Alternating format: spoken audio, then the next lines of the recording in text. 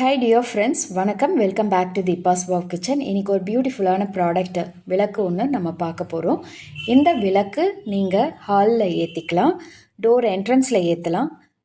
நீங்கள் துளசி மாடம் வச்சுருந்தீங்கன்னா காற்றுல அணையாமல் இருக்கிறதுக்காக இந்த விளக்கு கண்டிப்பாக துளசி மாடம் கிட்ட ஏற்றிக்கலாம். இதை நம்ம அணையா விளக்குன்னு கூட சொல்லுவோம்.